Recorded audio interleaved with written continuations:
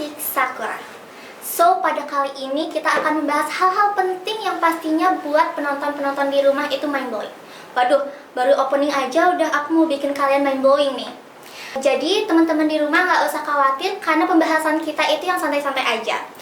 Nah, karena topik kita terinspirasi dari suatu cerita yang dimana terdapat seorang reporter atau pembawa acara yang menjelaskan bahwa terdapat kebanjiran yang kedalamannya lumayan loh. Tapi tanpa dia sadari di belakangnya terdapat seorang yang melintas yang secara tidak sengaja menunjukkan bahwa kedalaman kebanjiran tersebut hanya semata kakinya. Hal tersebut bisa menarik penonton dan bertanya-tanya, apa sih jurnalistik dan apa sih tugas-tugas dari jurnalistik?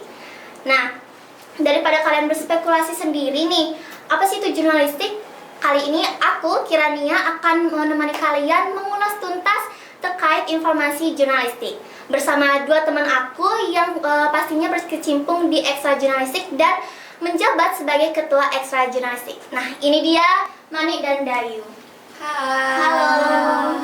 Nah, gimana nih kabar kalian? Langsung kabar baik. Mungkin bisa kalian kenalin siapa sih diri kalian ke para penonton? Mungkin bisa dimulai dari Dayu sendiri. Halo semuanya, aku Dayusri dari 8 Jurnalistik SMA Negeri 8 Denpasar dan aku menjabat pada periode 2023-2020. Halo semuanya, perkenalkan aku Mani Sarika. Aku di sini menjabat sebagai ketua dan di sini aku dari Ekstra JCS yaitu Jurnalistik Sakura. Halo semuanya, salam kenal. Oke, kita kan udah tahu nih ya ini siapa teman-teman aku. Kalian kan udah juga berkecimpung di dunia jurnalistik itu cukup lama ya. Menurut aku apa sih bedanya ekstra jurnalistik di Sakura dan jurnalistik di Senapan? Mungkin kalian bisa cerita ini sedikit apa itu jurnalistik di masing-masing sekolah. Mungkin bisa dimulai dari Mani sendiri. Kalau aku, jurnalistik menurut aku itu adalah seseorang yang dimana berfokus mengulik, mencari informasi dan harus juga berpikir kritis mengenai informasi tersebut. Nah, jadi kalau dari jurnalistik Sakura itu, jadi di Sakura sendiri itu terdapat 4 divisi. Nah, divisi itu tuh ada divisi dokumentasi, lalu ada divisi reporter, ada divisi editor, dan juga ada divisi jurnalistik. Nah, divisi jurnalistik sendiri itu dia berfokus pada membuat tulisan-tulisan seperti berita, lalu membuat caption-caption yang ada di Instagram. Lalu juga di divisi editor itu seperti biasa ya pada umumnya membuat poster-poster digital, lalu membuat karikatur digital juga bisa, lalu membuat template-template yang ada di Canva itu buat story yang gitu-gitu. Lalu kalau divisi reporter itu yang biasa live report, pasti teman-teman di Sakura khususnya pasti tahu ya, yang biasanya setiap ada acara tuh pasti ada aja anak jurnalistik yang wawancara kalian, yang sering buat berita-berita gitu yang sering muncul di video-video gitu, itu pasti dari divisi reporter gitu. Lalu yang divisi dokumentasi itu yang biasanya foto-foto setiap ada acara apapun, kayak setiap hari ya. Nah, jurnalistik itu nggak henti-hentinya, apalagi khususnya teman-teman divisi dokumentasi itu pasti bawa kamera kemana-mana, itu sih. Mungkin dari Dayu sendiri nih, gimana? Oke, kalau misal di jurnalistik SMA Negeri 8 Denpasar, mungkin setiap sekolah jurnalistiknya itu nggak jauh berbeda. Tetapi mungkin setiap divisi yang ada di sekolah itu yang membedakan setiap ekstrakurikuler jurnalistik yang ada di setiap sekolah. Nah, untuk khususnya di SMA Negeri 8 Denpasar itu sebenarnya sama-sama ada 4 divisi, di mana jikalau kita tarik benang merahnya dari SMA Negeri 8 itu, bahwasannya jurnalistik itu sebagai media yang dimana tujuannya itu untuk mengekspos bagaimana kegiatan di sekolah, berita-berita di sekolah, dan dari sanalah jurnalistik akan melaksanakan kegiatan-kegiatannya, di mana kalau di jurnalistik SMA Negeri 8 Denpasar itu kita ada 7 divisi, 4 divisi utama. Itu ada yang pertama ada radio, ada foto, desain, dan juga redaksi. Nah, untuk foto itu sebenarnya sama banget sama tadi kalau nggak salah reporter ya, Iya. Dokumentasi. Dokumentasi. Oke. Kalau misal di bagian foto itu kita pasti banget mendokumentasikan setiap kegiatan yang ada di sekolah. Itu terus kalau untuk radio itu kebetulan kita ada program kerja di mana kita nantinya akan siaran di setiap pagi dan sore. Selain siaran itu kita juga ada kilas pesona dan juga kita biasanya membuat podcast yang akan kita upload di platform. Biasanya kita menggunakan platform Spotify. Nah, selain dua divisi itu, ada juga divisi redaksi, di mana divisi redaksi itulah yang bertugas untuk menulis berita, mading, dan kita juga kebetulan ada yang namanya majalah atau Astana Magazine. Jadi itu juga tugas dari divisi redaksi. Selain itu juga ada dari divisi desain. Itu biasanya bertugas untuk membuat desain-desain poster, desain-desain jaket, desain-desain yang akan digunakan di Astana Magazine. Itu biasanya akan dibuat oleh divisi desain. Untuk 3 divisi lainnya itu kita ada divisi TV, ada divisi riset, dan juga ada divisi buku. Oke, jadi setiap divisi yang di sekolah-sekolah tuh beda-beda ya, ada yang 7, ada yang 4. Namun pekerjaan mereka tuh tetap sama. Nah, udah nih, kita udah tahu nih secara umum jurnalistik di masing-masing sekolah di sini nih udah tahu. Nah, ada nggak sih pastinya pengalaman dan perjalanan kalian di jurnalistik hingga detik ini? Mungkin bisa dijelasin gimana nih pengalaman dan perjalanan kalian di jurnalistik hingga detik ini?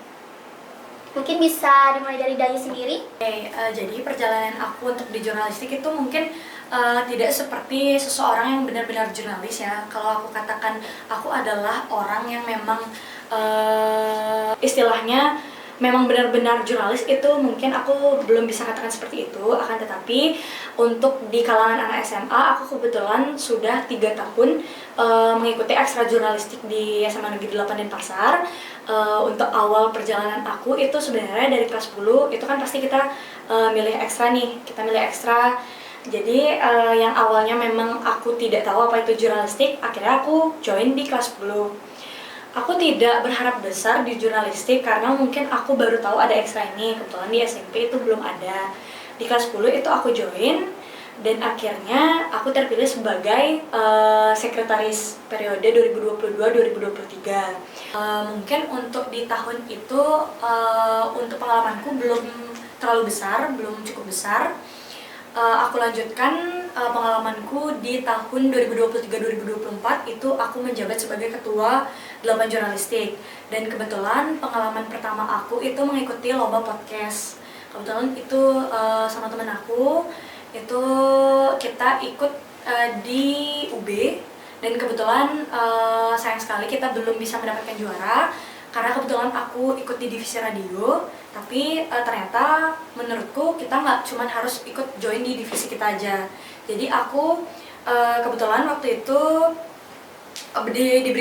diberi kesempatan untuk ikut lomba di Semarang. Itu aku membawakan penelitian tentang Atila, itu teh diabetes, dan kebetulan astungkaranya aku mendapatkan medali emas. Terus aku melanjutkan perjalananku ke Jogja. Waktu itu aku mengikuti lomba offline dan astungkaranya juga mendapatkan medali emas, dan aku juga mengikuti lomba LKTI juga. Untuk perjalanan setelah itu aku meneruskan 8 jurnalistik itu ya melakukan kegiatan-kegiatan ekstra seperti biasanya, dan membantu teman-teman anggota 8 jurnalistik. Dan akhir dari perjuangan aku itu setelah aku purna sekarang. Oke, mungkin selanjutnya Mani. Perjalanannya ya kurang lebih aku udah di jurnalis Sakura itu 3 tahunnya. Dari awal kelas 10 itu entah kenapa kayak langsung milih ekstra itu 1 jurnalistik aja. Jadi benar-benar pure gak ada aku ikut ekstra lain selain jurnalistik itu dari kelas 10. Tapi emang sebelumnya pas waktu SMP nih ya, SMP aku udah ikut ekstra jurnalis. Cuman itu tuh kayak sebentar gitu karena kan keburu Covid ya angkatanku, jadi nggak pernah ekstra lagi. Itu pun kayak aku tahu bahwanya seorang jurnalis itu menulis gitu aja. Itu pun juga basic, dulu diajarin kayak nulis yang baik dan benar tuh seperti apa gitu-gitu aja. Terus pengen tahu lagi nih kayak apa sih sebenarnya jurnalis itu. Ya dulu aku mikirnya jurnalis tuh kayak ya udah cuma ngomong depan kamera terus ngeliat di layar TV gitu-gitu aja dulu. Terus ya udah aku maunya masuk buat meneruskan itu, emang udah pengen fokus di sana. Aku ikut di kelas 10. Ternyata di kelas 10 itu juga ekstra jurnalistiknya baru bangkit lagi karena sempat vakum juga katanya akibat nggak ada pembina karena lama itu COVID kan, jadi nggak ada yang ikut lagi gitu. Jadi aku seorang diri kelas 10 di sana. Jadi semua itu udah kelas 11, kelas 12 aku sendiri kelas 10 di sana gitu. Jadi kayak itu nggak buat nyali kucit gitu, malah aku tertantang kayak ih, aku sendiri kelas 10 nih. Harusnya aku lebih banyak lagi sih dapat pengalaman dari kakak-kakaknya. Aku jadinya lebih fokus untuk di bina lagi nih untuk lebih tahu apa itu jurnalistik.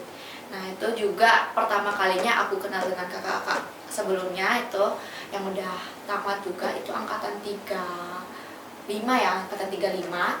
Terus juga pertama kali ketemu Bulan juga gitu. Terus apa ya, itu sih kayak banyak belajar gitu juga. Jadinya aku sampai sekarang, dari dulu sampai sekarang udah menjabat sebagai ketua, dan bentar lagi aku mau purna ini Januari ini tanggal 6 aku mau purna. Jadi aku lebih tahu gitu, kayak lebih mengenal lah dari masa ke masa, dari kelas 10, kelas 11 itu tuh jadi tahu gitu kakak-kakak seperti apa gitu dari aku. Wow, keren-keren banget ya perjalanan-perjalanan kalian, pengalaman-pengalaman yang kalian lakuin sampai mendapatkan beberapa penghargaan.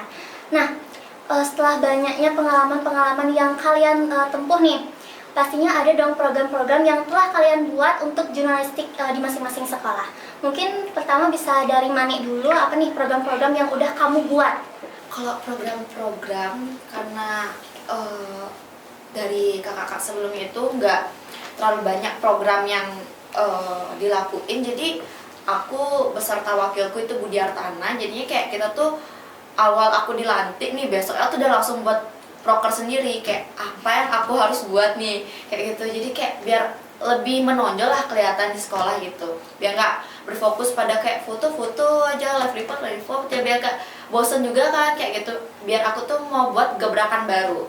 Nah salah satunya ini, kita ada di sini sekarang collab sama anak jurnalis 8 itu termasuk dari proker kita. Salah satu dari proker kita yaitu pengen banget collab sama jurnalis di luar sekolah kita gitu, dan astungkaranya udah tercapai sekarang. Lalu yang kedua itu proker kita tuh adalah pelatihan untuk teman-teman jurnalis semuanya. Jadi pelatihan itu tuh kita mencari narasumber dan mencari orang yang emang berfokus pada karya-karya tulis, itu kita percaya untuk memindah kita untuk mencari ilmu baru lagi buat teman-teman jurnalis, biar mereka tuh tidak lupa bahwa dasarnya anak-anak jurnalis walaupun udah banyak nih, kayak mereka tuh memiliki divisinya masing-masing, tapi jangan lupa bahwa basic kalian itu ada di karya tulis seperti itu. Lalu kayak ada gini juga sih, waktu ini baru pas waktu bulan bahasa kita ikut serta lomba gitu, kita buat lomba live report. Kita bilang sama anak OSIS juga bahwa kita itu ingin memasuki lomba juga gitu. Jadi kita ikut pas waktu bulan bahasa kemarin. Terus apa lagi ya, bulan bahasa udah ini sih, kayak setiap tahunnya tuh kita pasti ada acara gitu kan. Pas waktu purna kakak kelasnya serah terima jabatan lah, itu pasti ada acara. Kayak tahun kemarin di angkatan 36 itu ada acara outbound tuh, itu juga itu kayak kita pengen happy gitu kan. Anak jurnalis juga kerjanya tuh setiap hari hitungannya ya, nggak ada ekstra khusus gitu mereka. Jadi setiap mereka ngambil kerjaan itu tuh udah termasuk ekstra mereka gitu. Jadi kayak mereka tuh biar nggak jenuh gitu, kerja gitu. Jadi kita setiap tahunnya pasti ada acara-acara ya, walaupun nggak meriah, tapi biar mereka tuh bisa memperkuat tali kekeluargaan mereka di Jurnalis Sakura, dan juga biar mereka tuh happy gitu setiap tahunnya tuh, biar ada gebrakan baru di setiap pengurus barunya gitu sih dari aku. Oke, mungkin dari Daya sendiri nih, apa sih program yang udah dibuat di ekstra jurnalistiknya Daya? Oke, kalau semisal program di 8 jurnalistik itu mungkin nggak jauh beda ya, karena divisi yang ada di sini juga sama. Kalau semisal aku sebutkan itu dari yang pertama itu ada divisi foto, itu biasanya kita program kerjanya itu udah pasti dokumentasi. Dan untuk program kerja yang memang sekarang masih kita garap itu kita ada namanya monolog. Jadi nanti akan digarap oleh tim foto itu sendiri, dan program kerjanya biasanya akan dilaksanakan pada akhir masa ketua koor. Jadi setiap divisi itu pasti ada ketua koornya, ketua koordinasinya. Itu pada masa akhir jabatannya ketua koor akan ada program kerja yang namanya film monolog. Nah, untuk di divisi radio itu kita ada lumayan banyak program kerja, sama seperti divisi foto. Itu yang pertama itu pastinya siaran, karena kebetulan di SMA Negeri 8 itu kita diberikan kepercayaan untuk siaran. Jadi program kerjanya itu kita biasanya di pagi dan sore hari itu kita siaran, dan pada saat istirahat itu kita biasanya memutar lagu untuk teman-teman siswa-siswi di SMA Negeri 8 Denpasar. Terus selain itu juga kita ada namanya program kerja Kilas Pesona. Itu mungkin program kerja yang memang sudah dari turunan kakak kelas. Itu beberapa program kerja yang memang turunan dari kakak kelas. Itu ada Kilas Pesona, di mana Kilas Pesona itu kita mendatangkan narasumber baik dari luar sekolah maupun di dalam sekolah yang memang memiliki prestasi. Itu biasanya kita laksanakan di hari Sabtu, dan kita akan tayangkan di live Instagram. Jadi teman-teman nanti akan mengisi QB itu question box, itu akan diisi dengan pertanyaan-pertanyaan yang akan ditanyakan ke narasumber. Itu biasanya kita lakukan dengan 2 host dan 1 narasumber. Nah, selain itu juga kita biasanya membuat podcast. Podcast itu ada 2 orang yang akan melaksanakan yang akan membuat podcast. Itu biasanya kita upload di 2 bulan sekali. Itu yang akan membuat itu biasanya anak radio pastinya, karena itu program kerja dari anak radio. Nah, untuk program kerja di redaksi itu pastinya kita membuat berita. Itu biasanya kita sebut dengan pastawarta. Jadi setiap selesai kegiatan, anak redaksi akan mewawancarai narasumber, baik itu ketua panitia, ketua panitia guru. Jadi nantinya akan dibuat pastawarta dan akan diupload ke media sosial di Snapgram. Nah, selain itu kita juga ada membuat mading. Itu kita membuat mading setiap 3 bulan sekali, di mana nanti anak redaksi dan ketua koor redaksi akan membagi tim sesuai dengan passionnya yang akan membuat mading itu sendiri. Selain itu kita juga ada proker yang memang sekarang kita lagi susun. Itu ada namanya Astana Magazine, yang tadi Astana Magazine. Itu ada majalah, yang dimana majalah itu nantinya akan dibuat setiap tahun, yang akan diisi dengan kegiatan-kegiatan kita. Terus juga ada sosok, itu biasanya kita menggunakan kepala sekolah, pembina kita, ada Ibu Sunardi, itu biasanya mengisi, dan beberapa penghargaan-penghargaan yang sudah didapat oleh SMA kita. Terus untuk di divisi desain itu pastinya yang pertama mendesain poster. Kalau misalnya ada hari-hari penting, itu pastinya tim desain yang biasanya mendesain poster. Terus juga mendesain majalah Semapan, itu biasanya juga teman-teman dari tim desain. Dan juga program kerjanya ada, kita biasanya membantu anak redaksi, baik anak redaksi, anak foto maupun anak radio yang akan mengupload karya mereka. Nah, untuk 3 divisi lainnya itu ada TV. Itu dari divisi TV, itu program kerjanya biasanya Astaliput.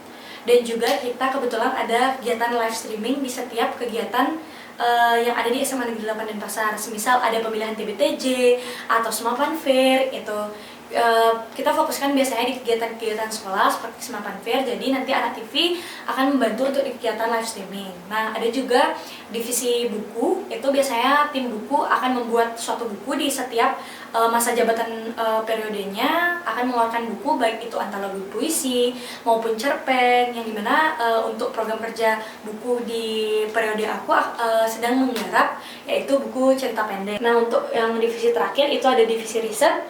Itu biasanya kita mencari informasi-informasi tentang karya tulis ilmiah. Selain itu juga kita biasanya membuat blog. Jadi nanti kita akan bekerja sama dengan tim desain untuk membuat desain blognya, dan nanti akan diupload di website atau Flips 8 Jurnalistik. Itu aja sih mungkin. Programnya seru-seru banget ya. Mungkin penonton-penonton di rumah bisa menjadikan program mereka itu inspirasi untuk kedepannya. Nah, selanjutnya itu kan jurnalistik itu pastinya berkecimpung di wawancara kayak gitu-gitu ya.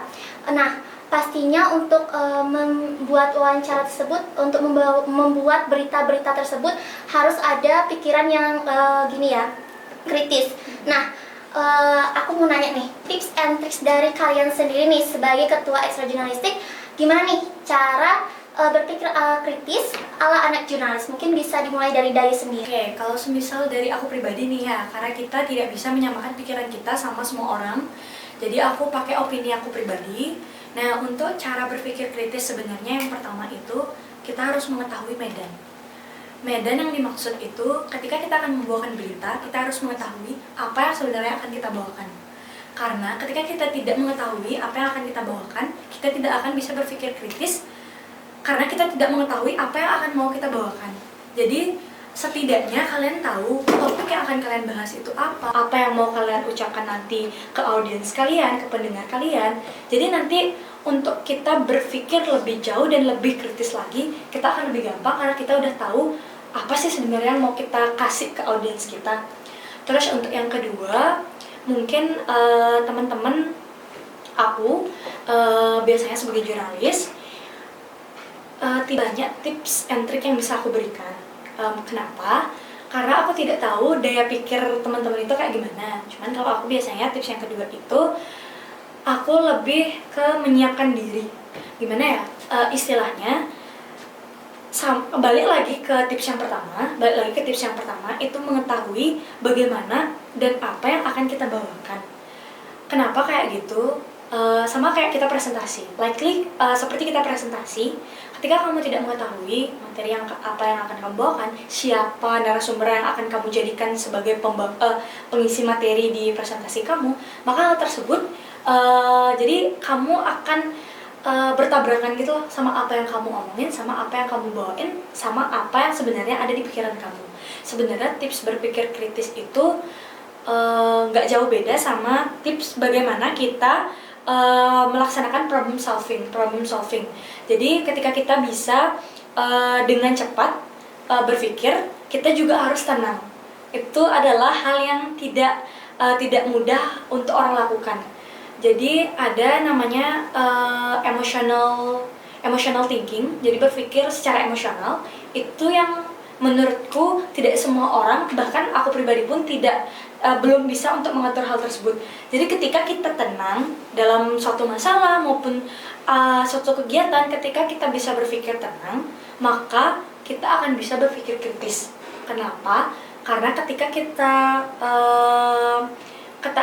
kita tergesa-gesa untuk melaksanakan sesuatu atau memutuskan sesuatu atau berpikir sesuatu, maka hal yang kita dapatkan tidak akan pernah puas, tidak akan pernah memuaskan diri kita sendiri. Jadi kalau aku dari aku pribadi, aku biasanya berusaha untuk gimana caranya supaya aku bisa bersikap tenang. Karena tenang adalah sikap yang paling mahal yang tidak dimiliki oleh semua orang. Jadi ketika kita bisa tenang, maka pikiran yang akan kita keluarkan dan apa yang kita harus pikirkan itu pasti bisa berjalan dengan layaknya air yang mengalir gitu, tenang. Terus juga selain itu tips-tips lainnya mungkin kalau untuk berpikir kritis nggak ada ya, karena aku juga mungkin untuk pribadi diriku sendiri itu dikatakan sudah bisa berpikir kritis itu belum, tapi ketika aku diminta untuk berpikir kritis itu aku sudah mengimplementasikannya. Tapi untuk tips and trick yang lebih menjurus itu mungkin lebih bisa dibahas sama teman-teman yang memang gimana ya, sosok jurnalis yang dimana aku biasanya berkaca ke satu jurnalis itu pasti semua orang tahu, itu namanya Najwa Shihab. Itu adalah jurnalis yang benar-benar terkenal dan ya prestasinya mungkin bisa teman-teman jurnalis dari sekolah-sekolah lain bisa jadikan acuan. Oke, mungkin menurut Anik nih, apa tips and trick dari kamu sendiri? Kalau tips and trick nggak ada ya, karena aku juga masih tahap proses belajar juga menjadi seseorang yang bisa berpikir kritis. Intinya kayak menurut aku tuh berpikir kritis tuh harus tahu tempatnya juga sih, karena kan kita juga karena kan dimasuk kurikulum merdeka kan ya, jadi bisa juga kita dipacu untuk menjadi siswa-siswi yang bisa berpikir kritis. Kalau aku untuk di jurnalistik itu berpikir kritis itu kayak bisa berhati-hati dalam mengambil sesuatu hal itu sih, karena yang kayak Dayu bilang tadi kan, Dayu bilang tuh orang menjadi sosok yang tenang tuh bisa menguntungkan banget ya, bener banget sih tuh kata Dayu. Karena kalau kita udah kayak cepet-cepet nih ngambil kerjaan tuh gimana tuh, kadang tuh ya itu jadinya nggak bagus itu kerjaannya. Nah juga kalau menurutku itu kayak bisa mengamati suatu hal dengan teliti sih kalau aku gitu. Oke, jadi cara untuk dari teman-teman sini untuk berpikir kritis itu harus tahu bagaimana apa yang akan kita lakuin dan kita harus bersikap tenang ya, untuk selektif lagi lah gitu. Untuk menjalani kegiatan yang dilakuin. Iya, betul. Oke, kita balik lagi ke topik awal, yaitu reporter. Nah, reporter itu kan identik sama kegiatan wawancara kepada narasumber, turun lapangan, face to face sama narasumber. Jadi cara untuk dari teman-teman sini untuk berpikir kritis itu harus tahu bagaimana apa yang akan kita lakuin dan kita harus bersikap tenang ya, untuk mengalami untuk menjalani kegiatan yang dilakuin. Oke. Kita balik lagi ke topik awal, yaitu reporter. Nah, reporter itu kan identik sama kegiatan wawancara pada narasumber, turun lapangan, face to face sama narasumbernya sendiri ya. Nah, menurut kalian nih, gimana sih caranya biar reporter sendiri itu biar nggak awkward sama narasumber? Secara kan pasti banyak banget ya yang kayak gitu ya. Mungkin bisa dari Mani sendiri. Kalau awkward itu udah pasti ya, karena kan kita bertemu sama orang lain ya, orang lain, dan orang lain itu kita nggak kenal siapa gitu kan. Ini aku ada ceritanya ya. Jadi dulu pertama kali aku nih pertama kali jadi masuk ekstra jurnalistik, terus kan ada acara porjar nih, ada porjar kan tiap tahun tuh. Terus aku tuh langsung disuruh turun lapangan aja sama kakak-kakaknya. Aku nggak tahu aku harus ngapain, jadi ya udah aku pede aja gitu, kayak aku tuh yang terlintas di otakku, kalau misalkan wawancara tuh yang kayak biasanya orang-orang yang ada di TV-TV itu loh, kayak pembawa acara kayak ya udah nanya apa kegiatan nyari ini, ya udah biasa itu tuh aku kayak semampuku aja. Terus aku nyari orang yang emang berkaitan pada acara porjar waktu itu tuh. Terus kayak aku nanya nih udah sopan sih menurutku ya, kayak permisi, terus ya basa-basi dulu lah. Kalau kita misalkan kayak langsung Kak mau nanya ini kan, kayak dia kaget juga, ih apa nih kayak gitu ya. Jadi aku kayak permisi dulu, basa-basi, aku kenalin diri dulu, terus aku tanya-tanya dari kelas apa gitu kan. Kebetulan tuh anak Safra juga. Terus habis itu ya udah tuh tiba-tiba aku nih ada nemu nih narasumber yang bakal aku nanti wawancara, karena kan ya bentar lagi mau tanding, jadi aku tunggu dia selesai tanding baru aku bisa wawancara kan. Udah aku sama tim-timku yang satu tempat porjar waktu itu nunggu dulu tuh. Tiba-tiba pas waktu aku mau wawancara temennya datang terus dicaci maki gitu, padahal aku kayak ya temennya yang aku wawancara oke aja, fine aja, kayak dicaci maki gitu, kamu ya jurnalistik ya nggak tahu sopan santun gitu kayak dicaci maki. Aku kaget banget. Terus karena aku juga baru join jurnalis, terus kayak aku nggak tahu apa-apa, aku buta banget soal dunia perwawancaraan dulu, kayak aku nangis aja gitu setelah itu. Terus tuh ya karena aku jadi lebih belajar aja lagi gitu, kayak itu jadi pengalaman buat kedepannya. Aku jadi belajar kayak aku tuh harus tahu nih kalau aku ketemu orang baru tuh aku harus kayak gini gitu, harus tahu tempatan juga, aku harus bisa nempatin diri aja sama orang-orang baru. Jadi kalau aku ya menurutku harus bisa basa-basi sih sama si narasumber itu.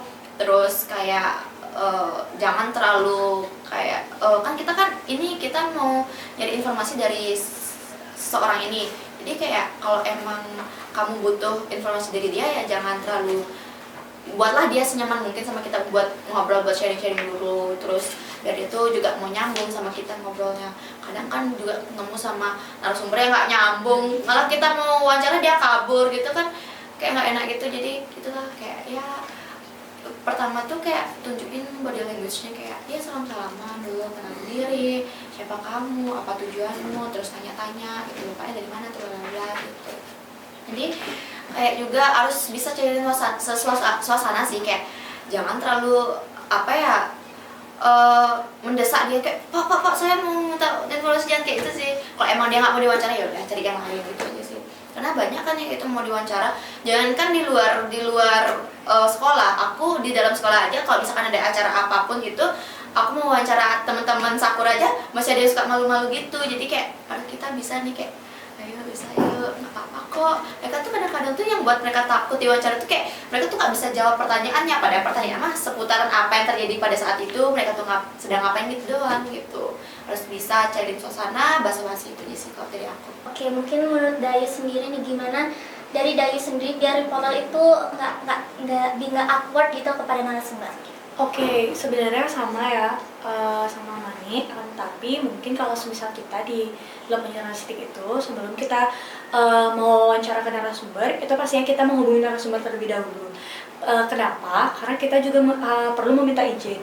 Bahkan kita untuk merekam suaranya aja kita butuh izin kan, namanya juga kita meminta bagaimana pendapat dan bagaimana berita. Misal membawakan berita tentang kegiatan, biasanya itu teman-teman dari 8 jurnalistik pasti akan menghubungi baik ketua panitia guru, ataupun teman-teman OSIS yang memang bertugas.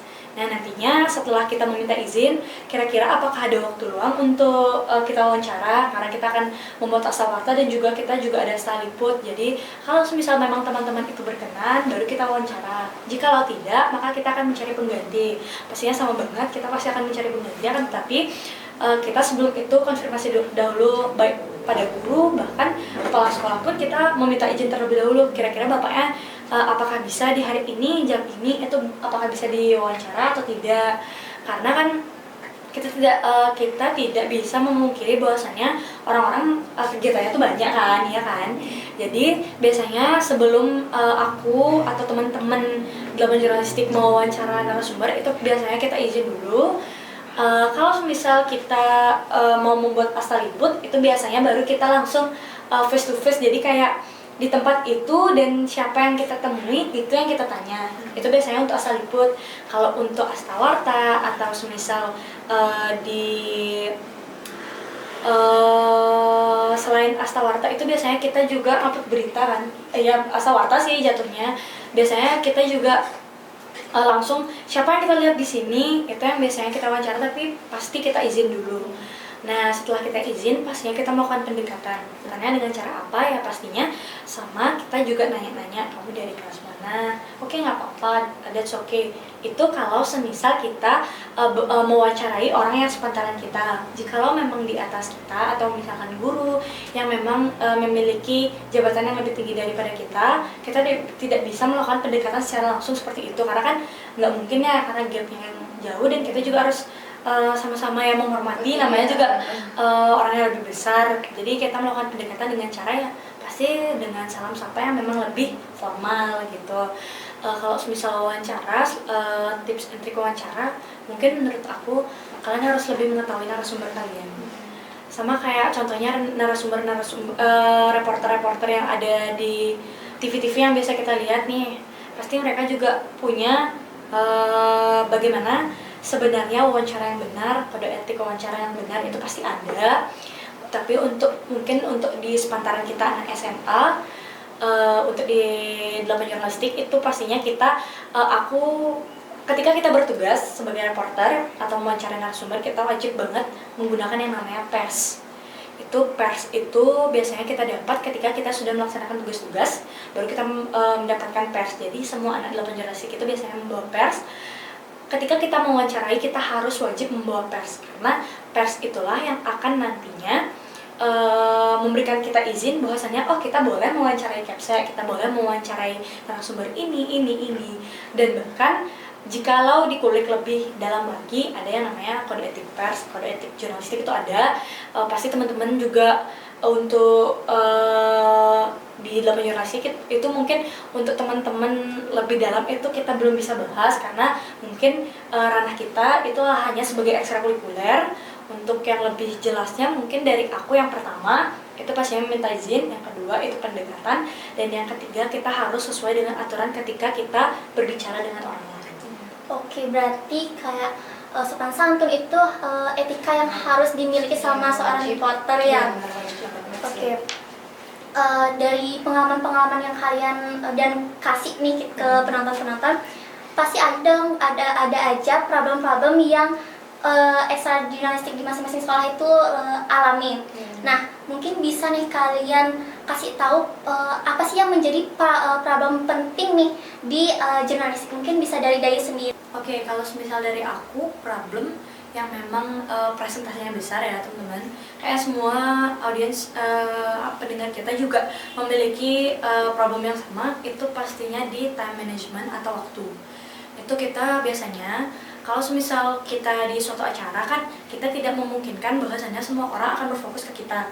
Biasanya itu waktu yang kita gunakan untuk mencari narasumber, membuat berita, mencetak berita, mengekspos berita, waktu itu yang biasanya menjadi problem buat kita. Ketika kita misal kita sebagai murid kan kita juga perlu belajar nih.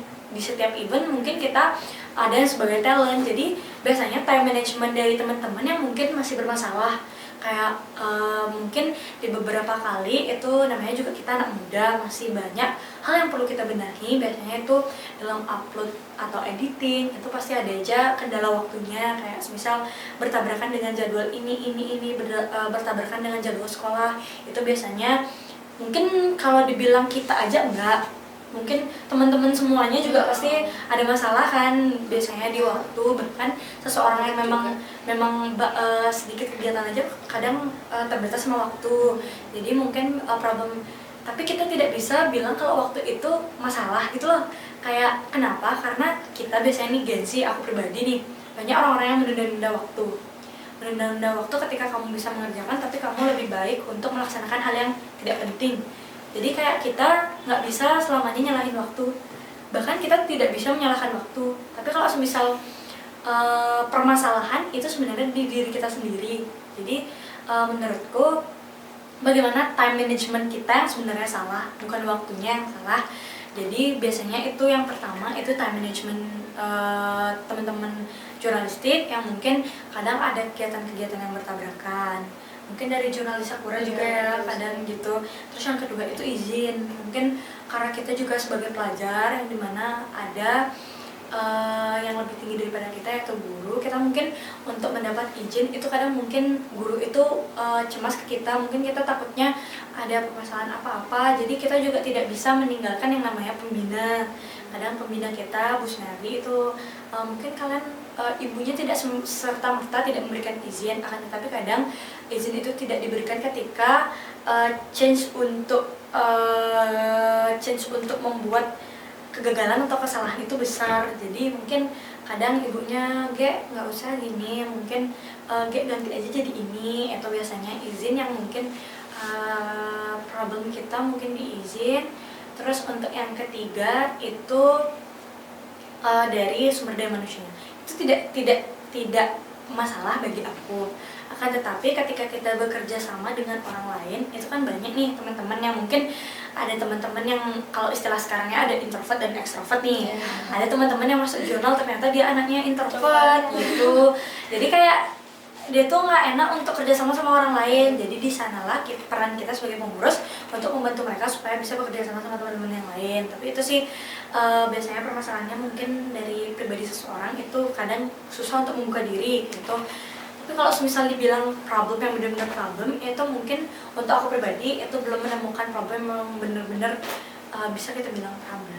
Oke, mungkin dari Mani sendiri nih, problem di Sakura tuh gimana sih jurnalistik Sakura? Sama ya kayak Dayu, kayak ya karena juga kerjaan kita kurang lebih sama, jadi sama aja kayak yang Dayu bilang tuh. Jadi problemnya yang benar-benar dibilang problem banget yang sampai nggak bisa terpecahkan masalahnya nggak ada sih. Pasti setiap masalah tuh ada aja jalan keluarnya. Itu kalau dari aku sendiri tuh sih kayak sumber daya manusianya, kayak ya bukan dari angkatan adik-adikku aja ya. Dari angkatanku ada aja yang kayak Dayu bilang tuh, ada yang introvert, ada yang nggak introvert tuh. Bener banget sih, kayak gimana sih aku tuh jadinya tuh muter otak gitu loh. Bukan aku aja, teman-teman pengurus dan koor juga kayak itu. Gimana caranya biar dia tuh mau berbaur sama temennya. Kadang kayak, kak aku sendiri aja ya kerja. Aku tuh nggak bisa, karena kan menurutku jurnalistik itu adalah kerja bertim. Nggak bisa kamu kerja sendiri. kamu, walaupun kamu tuh kayak dia bilang, Kak aku kan ngedit bisa dari rumahnya, apa jangan gitu, bagi-bagi tugas, karena yang aku kasih tugas ke mereka itu lumayan loh berat gitu, kok kamu mau sendiri kerja. Malah dia bilang, ada yang nge-PJ di satu itu, Kak aku tuh malu nanti temen gini ketemu sama ini kayak.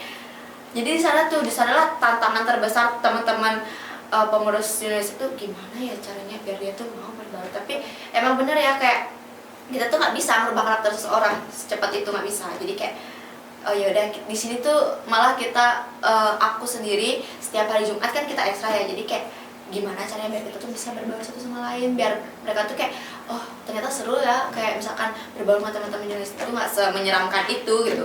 Emang nggak serem kok teman-teman jurnalistik tuh, kayak enjoy aja semuanya. Tapi ya itu kayak dari bilang, emang ada yang kayak gitu bawaannya gitu.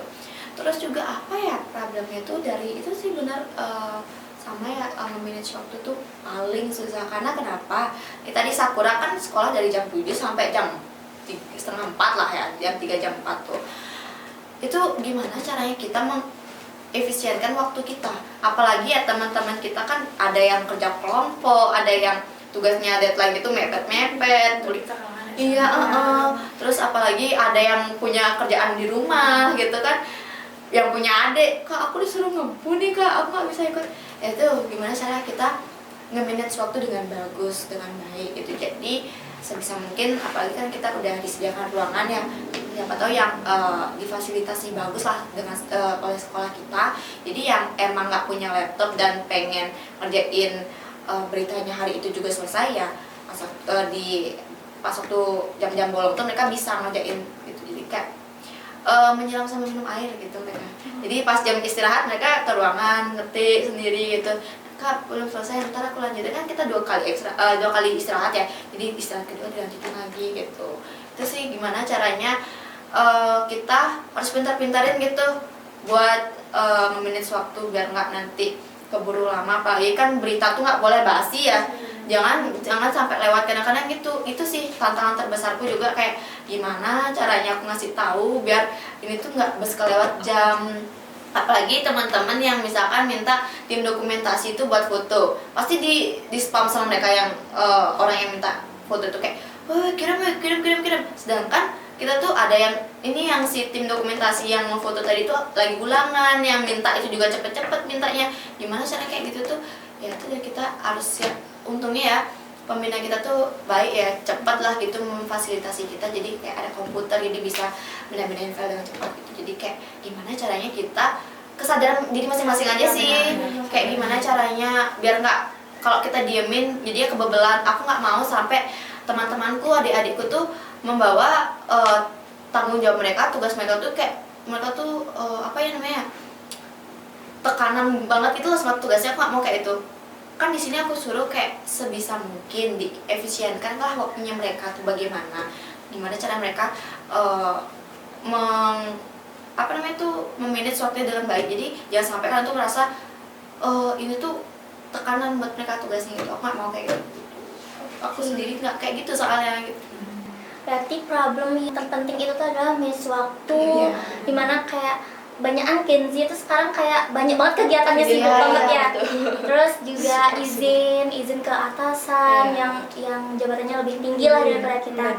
Terus juga seperti yang kalian berdua bilang itu tuh dimana kita tuh harus berusaha biar berita tuh nggak basi juga kan. Oke. Nah, kan kita udah bahas nih apa aja problem-problem yang kalian atau jurnalistik di masing-masing sekolah nih alamin. Nah, menurut kalian nih, apa sih 3 skill terpenting yang harus dimiliki oleh anak jurnalistik? Mungkin nanti penonton tuh pada mau ikutin nih, apa sih skill-skillnya nanti biar menarik penonton, biar mereka yang kayak pengen lah ikut jurnalistik itu bisa menguasai skill-skill itu, bisa mempelajari skill-skill itu. Mungkin bisa dari Daya sendiri. Oke, kalau misal 3 skill mungkin itu terlalu sedikit ya untuk menjadi seorang jurnalis. Tapi kalau misal 3 skill utama, itu yang pertama pasti manajemen. Manajemen itu tidak hanya manajemen waktu, tapi manajemen diri sendiri juga. Gimana cara kalian nanti akan berbaur dengan orang-orang, bagaimana kalian akan membawakan berita tersebut intinya bagaimana kalian gimana ya, manajemen apa kegiatan kalian, bagaimana waktu kalian, bagaimana kalian ke orang lain, itu pokoknya intinya perlu ada manajemen, baik itu secara emosional maupun pikiran kalian. Pokoknya intinya satu hal yang penting itu kalian harus bisa manajemen, kalian harus mengerti apa itu manajemen. Terus yang kedua itu sebenarnya ini adalah hal yang penting di semua aspek, itu sebenarnya di semua aspek itu public speaking menurutku ya. Untuk aku pribadi itu public speaking itu benar-benar penting banget, apalagi kita sebagai seorang jurnalis, bahkan kita untuk sebagai seorang penulis nantinya yang akan menulis, atau kita sebagai reporter, kita perlu tahu bagaimana cara public speaking, karena kita tidak bisa bekerja sendirian. Kita kan ya namanya juga manusia, makhluk sosial, kita tidak bisa bekerja sendiri. Kita perlu untuk tahu bagaimana sebenarnya public speaking yang benar. Bagaimana semisal nih kayak banyak orang yang menurutku banyak teman-teman dari jurnalistik itu mungkin ngerasa oh ini nggak apa-apa kok kita ngomong kayak gini ke orang-orang, oh ini nggak apa kok orang kita juga sepantaran. Padahal kita ketahui bahwasannya kalau misal ada peraturan-peraturan yang sebenarnya harus kalian ikuti sebelum kalian melakukan hal-hal yang ada di jurnalistik. Kenapa? Karena jurnalistik itu adalah gimana ya, suatu pekerjaan yang memang riskan untuk orang-orang bisa melakukan hal tersebut. Jadi menurutku ketika kalian tidak bisa public speaking, itu tuh hal yang gimana ya, hal yang fatal gitu loh. Fatal yang bisa bikin kalian dilihat orang lain itu mungkin tidak enak dilihat oleh orang lain. Jadi mungkin yang kedua itu public speaking, dan yang ketiga itu problem solving. Problem solving itu bagaimana kalian memecahkan masalah. Nah, kalau misalnya kita sebagai jurnalis kan pasti akan dihadapkan oleh masalah nih. Namanya juga kita membawa berita, kita membawa permasalahan yang terjadi ataupun apapun yang tren-tren terjadi di masa sekarang. Kalau misalnya kalian tidak ada problem solving untuk bagaimana kalian membawakan itu, jadi kayak problem solving itu kan pemecahan masalah nih. Berpikir kritis itu akan berhubungan dengan problem solving. Jadi ketika kalian bisa di waktu-waktu tertentu, di kegiatan-kegiatan tertentu, di apa ya istilahnya, di waktu-waktu tertentu kayak misalnya sekarang ternyata kita kan pasti bekerja dengan menggunakan alat nih, ada alatnya yang rusak atau misal ada narasumber kita yang tidak bisa diwawancarai kayak kita tadi, kita harus bisa muter otak untuk apa sih yang sebenarnya kita harus lakuin, cari cara untuk gimana cara kita menyelesaikan masalah kita. Kalau misal skills mungkin harus dibarengi dengan beberapa sifat-sifat ya, kayak kita harus tanggung jawab sama kerjaan kita, gimana cara kita bisa tanggung jawab dengan apa yang kita lakuin. Pokoknya ketika 3 skills itu, hard skills sama soft skills itu menurutku harus seimbang gitu loh. Kalau misalnya ditanya 3 skill, mungkin dari pribadi aku sendiri itu yang pertama ada kita harus bisa manajemen, yang kedua harus bisa public speaking, dan yang ketiga harus bisa problem solving. Mungkin dari Nana sendiri? Kalau dari aku apa ya, aku pribadi nih ya, kalau dari aku itu yang kayak Dewi bilang itu harus bisa manage sendiri, nggak cuma waktu aja. Karena khususnya untuk seorang jurnalis itu harus siap segalanya, siap tempur dengan medan apapun. Karena ya seorang jurnalis pribadi itu kan kita kadang-kadang dapat panggilan tuh mendadak, apalagi teman-teman JCS ya, kayak disuruh kayak gini nih, dadaan banget, kayak nggak ada konfirmasi hamin sebelumnya itu kita harus siap nggak siap harus siap gitu.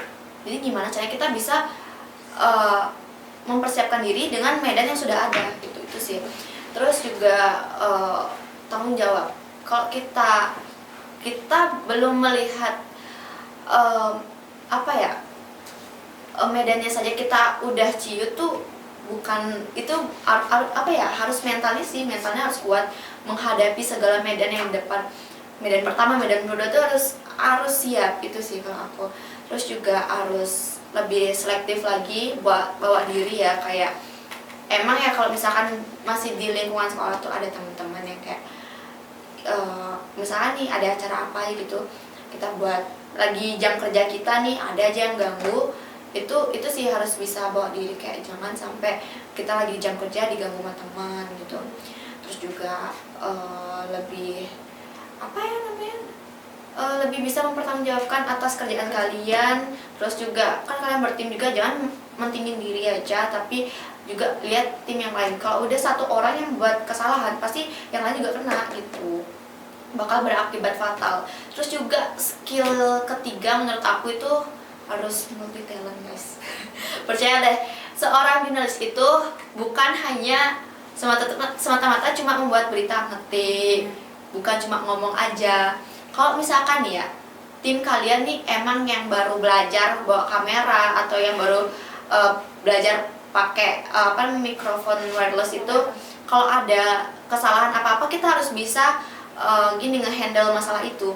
Ya kalau misalkan tim kalian itu ngerti, kalau tim kalian tuh baru belajar terus nggak ngerti apa-apa, kalian sebagai seorang jurnalis itu juga harus tahu nih, apalagi reporter ya, reporter kan biasanya pakai mic wireless tuh, jadi harus tahu nih gimana caranya kadang tuh nggak masuk suaranya gitu tuh harus bisa dihandle gitu. Jadi kayak banyak tanggung jawab seorang jurnalis itu yang harus bisa kalian hadapi gitu sih menurutku. Terus juga harus siap segala hal, mulai dari mental, fisik, terus harus siap dengan waktu juga, kapanpun kalian dipanggil, kapanpun kalian dibutuhkan harus siap gitu. Namanya juga udah tanggung jawab, mau gimana lagi gitu sih. Harus kuat Iya, mental bener juga. banget. Apalagi jurnalistik itu tuh sering banget turun lapangan, Iya, apalagi betul. harus kuat mental. Nah, buat penonton di rumah mungkin bisa nih dipahami skill-skill yang harus dimiliki sama jurnalistik. Nah, mungkin yang belum punya nih skill ini bisa belajar nih dari Iya, sekarang, betul. public speaking, manage waktu, habis itu juga harus multi talent ya. Kemampuan, Karena keinginan juga sih. Iya, Kalau iya, misalkan emang Keinginannya dari diri iya, sendiri pasti bakal betul. Kalau emang udah cuma pengen ikut aja tapi nggak ada dorongan dari diri sendiri, nggak bisa. Oke, yang terakhir nih, kesan dan harapan kalian biar orang-orang yang ikut jurnalistik itu bisa enjoy ngejalanin ekstra-ekstranya, walaupun setiap hari nih ekstranya misalnya untuk mengangkat sebuah berita-berita yang up to date harusnya dan biar nggak basi. Gimana nih menurut Dayu sendiri? Oke, kalau semisal dari aku pribadi nih ya, aku berkaca pada satu hal yang dimana biasanya aku kayak bilang, oh, if you want the best, do it yourself. Kayak kalau kamu mau yang bagus, kerjain itu sendiri. Tapi bukan berarti kamu mengerjakan hal tersebut tanpa bantuan orang lain.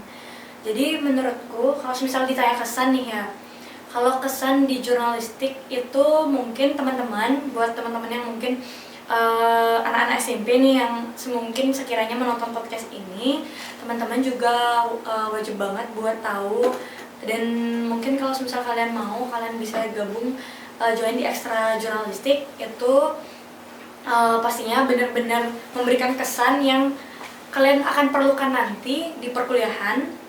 Sama yang kayak aku bilang tadi, aku balik lagi ke hal yang aku pakai sebagai patokan ketika aku mengerjakan sesuatu di ekstraku itu, kalau misal kalian mau sesuatu sesuatu itu menjadi baik, sesuatu itu menjadi bagus, atau itu menjadi keren, lakukanlah dengan menggunakan diri kalian sendiri. Jadi jangan pernah meminta untuk orang lain melakukan apa yang kalian mau.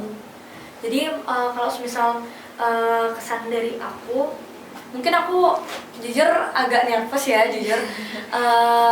Kalau semisal aku masuk ke kesan dulu deh supaya nggak mondar-mandir. Jadi kalau kesan pertama itu pastinya aku sangat-sangat merasa belajar di sini, belajar di jurnalistik, bagaimana aku menjadi seorang ketua yang bisa mengetahui anggotanya, bagaimana aku bisa bekerja sama dengan lebih dari satu orang, apalagi dengan teman-temanku, teman-teman pengurus, baik dari pengurus maupun anggota, bagaimana aku berkomunikasi dengan orang yang mungkin gap generasinya itu di atas aku.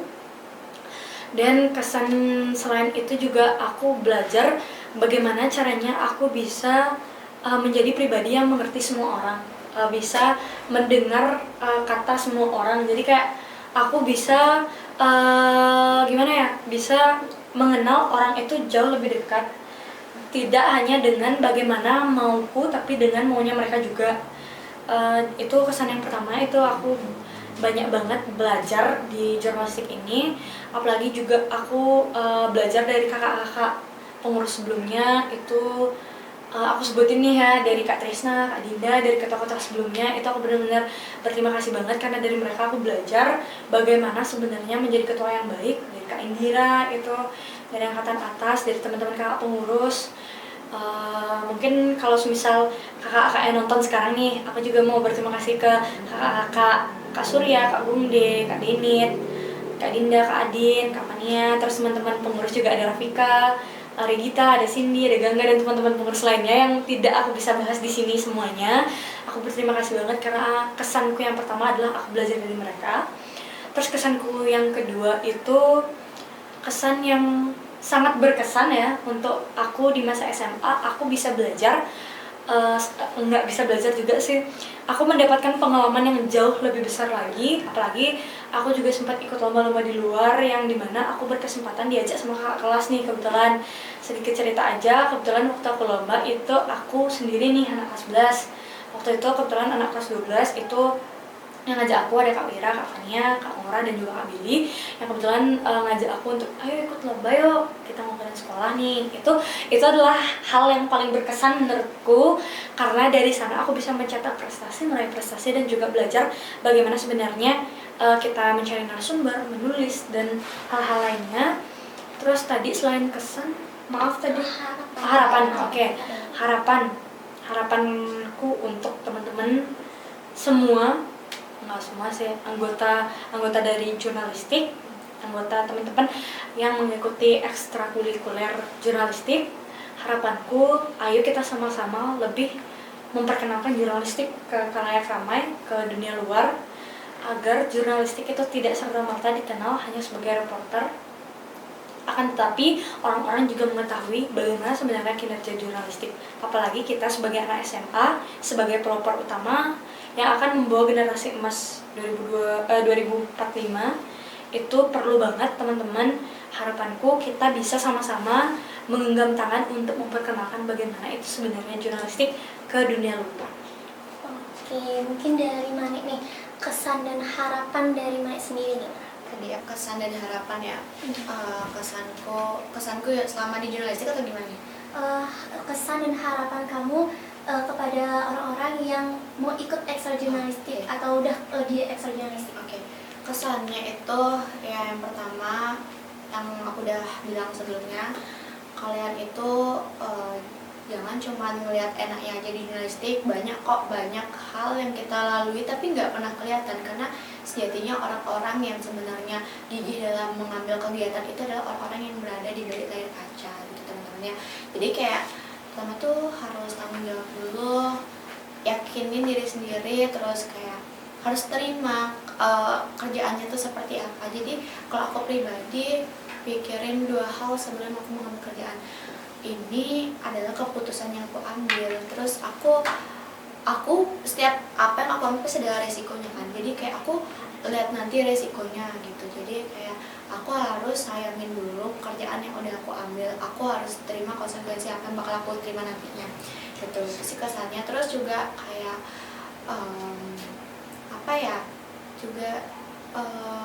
jangan dianggap remeh gitu loh kerjaan jurnalis itu. Kayak di lapangan tuh ngapain aja tuh kalian harus lihat juga. Mereka tuh kayak aku ya, pengalamanku di Porjar, terus di acara-acara sekolah, di luar sekolah juga, lihat jurnalistik itu, lihat seorang jurnalis itu kayak dianggap sebelah mata gitu loh sama orang-orang. Kayak ngapain sih ini orang-orang gitu, tanpa adanya, aku bilangnya secara garis besar ya, tanpa adanya seorang peliput media nih, kalian nggak tahu informasi apa-apa. Kalian nggak tahu loh kemajuan dunia itu seperti apa tanpa seorang peliput media. Jadi tolong, mereka juga manusia. Kalau kalian ingin tahu lebih informasi di luar sana tuh, tolong manusiakanlah manusia gitu. Kadang juga ngeliat adik-adikku, ngeliat teman-temanku yang sedang peliputan di luar sekolah maupun di dalam sekolah itu juga kayak dianggap orang yang kayak apaan banget sih gitu loh, diremehin gitu. Aku nggak suka sih sebenarnya kayak gitu, cuman ya gimana ya, aku juga menanamkan kepada adik-adik dan teman-temanku kayak ya harus rendah hati, terima aja omongan apa aja yang kalian kasih. Banyak masalah, banyak hal yang pernah kita terima kayak duh anak jurnalis itu ngentuk-ngentukin aja di sini, duh ngapain sih megang kamera orang lagi nonton, pasti kayak gitu kan banyak. Apalagi di Porjar kan, di Porjar itu kayak oh kita tuh pengen meliput anak-anak yang berprestasi, anak-anak yang teman-teman kita yang sedang berjuang ya di lapangan. Kita tuh pengen mengapresiasi mereka lewat kebiasaan kita itu di sini gitu, dari foto, dari mengunggah mereka di media sosial, dari membuatkan mereka berita. Itu tameng kita untuk membantu mereka ke depannya gitu loh. Tolong hargailah kita juga gitu. Kita di sini juga kerja kita tuh nggak dibayar teman-teman. Kerja kita tuh kerja yang jasa, jadi tolonglah gitu kerjasamanya gitu sih. Aku harus kalau aku selalu bilang ke adik-adikku, teman-teman yang udah nonton pasti tahu nih, setiap Jumat pasti aku bilang kita ini kerja pakai hati. Kita tuh kalau emang nggak dibayar ya udah nggak apa-apa, emang siapa juga yang mau bayar kita gitu loh ya kan. Kadang-kadang juga anak jurnalistik kan dapat tawaran kayak tolong dong fotoin kita di acara ini gitu, tolong kita fotoin di acara itu, pasti ada aja panggilan gitu ya. Terus kayak kita tuh nggak dikasih apa-apa, setelah itu ya udah aja gitu, kayak minta foto, habis itu ya udah aja gitu, nggak ada dibantu apa. Aku udah bilang ke teman-teman kayak udah nggak apa-apa, jangan mengharapkan apa-apa, kita juga kerjanya ikhlas kok gitu, jangan mengharapkan apa-apa. Ingat satu, rendah hati, jangan kayak dikasih omongan yang jelek-jelek dicaci maki, nggak apa-apa, kayak masuk kanan keluar kiri aja dengerin itu gitu ya. Mental harus kuat. Terus kalau emang kalian itu orang yang pengen berjasa gitu, yaitu kalian tuh kerjanya tuh nggak dapat apa-apa, dapat imbalan juga enggak, jadi kita nggak mengharapkan apa-apa. Yang penting kerja sepenuh hati teman-teman. Terus harapan buat kedepannya itu yang kayak Dewi bilang tadi, semoga teman-teman yang lain juga tahu apa itu jurnalistik yang sebenarnya, dan agar seorang jurnalis juga dipandang ya sama orang-orang tuh nggak kayak gitu. Jadi kayak mereka juga bekerja di sini teman-teman. Mereka tuh kerjanya tuh nggak kayak kalian yang dari pagi sampai siang, enggak. Mereka tuh kerjanya setiap saat loh, kayak oh ada berita baru ini ya kita harus tahu, kita harus bisa mengulik. Itu tuh kita mengulik suatu berita tuh juga kayak membutuhkan waktu yang cukup lama gitu. Aku makanya apa ya, keren banget itu loh orang-orang yang bisa apalagi orang-orang yang emang bekerja di media ya, kayak hari itu mereka selesai peliputan, hari itu langsung keluar diupload gitu berita. Itu keren banget, karena itu adalah target kita juga ya buat teman-teman JCS, biar nggak berita itu sampai basi. Jangan diamin berita sampai basi, kan berita juga nggak bagus kalau diamin lama-lama. Jadi kayak ini udah kejadian waktu ini tapi kok baru diupload itu gitu. Jadi itu juga membantu setiap masyarakat yang ada di sekitar, kayak boleh kok kayak misalkan berita-berita kemacetan yang ada tuh, kayak berarti orang-orang yang lagi ada di ini macet nih, jangan lewat jalan sini. Jadi tahu juga, menolong nggak sih, itu termasuk menolong juga gitu. Harapannya yang penting ya, aku berharap semoga jurnalistik itu semakin didukung lagi oleh orang-orang yang di atasan maupun masyarakat-masyarakat sekitar, dan juga jurnalis itu juga nggak dianggap remeh juga kerjaannya, karena ingat tanpa mereka tuh kalian tuh nggak tahu apa-apa. Itu sih kalau Oke, dari yang kalian bilang nih, dari tadi kita bahas itu, berarti jurnalistik itu sangat penting karena dia itu membawa informasi. Karena tanpa informasi yang dikasih dari jurnalistik sendiri, semua orang itu nggak ada yang tahu nih apa sih sebenarnya yang terjadi, apa sih yang ada di lapangan sebenarnya. Dan benar-benar kode etik dari jurnalistik itu tuh penting untuk setiap anggota jurnalistik, maupun dokumentasi ataupun redaksi ataupun yang nggak ikut turun lapangan pastinya ya. Pastinya juga dari jurnalistik itu tuh bukan hanya menulis aja, tapi juga mungkin yang menulis bisa karena dia punya public speaking, dia langsung kayak jadi reporter gitu. terus juga dari pengalaman-pengalaman kalian, jurnalistik itu banyak banget hal yang dicakup dari jurnalistik Iya. sendiri ya. Makasih banget kalian udah bisa di sini untuk mengulas apa sih itu jurnalistik dan apa aja kegiatan-kegiatan dari jurnalistik. Makasih banget udah nyempatin waktu dan memberitahu penonton bahwa jurnalistik itu banyak cakupannya. Iya. Oke, sekian pembahasan dari dunia jurnalistik dari teman-teman Semapan ataupun Sakura. Mungkin buat penonton yang sekiranya suka menulis, mempunyai rasa ingin tahu yang besar, kalian bisa nih memulai langkah awal tuh dari ekstra jurnalistik. Mungkin penutupnya, jurnalistik itu bukan hanya membuat berita, tapi kalian juga menciptakan dampak, lalu juga kalian menumbuhkan menumbuhkan hal yang penuh makna dan tetap kreatif, tetap asik, dan see you next time. Bye bye.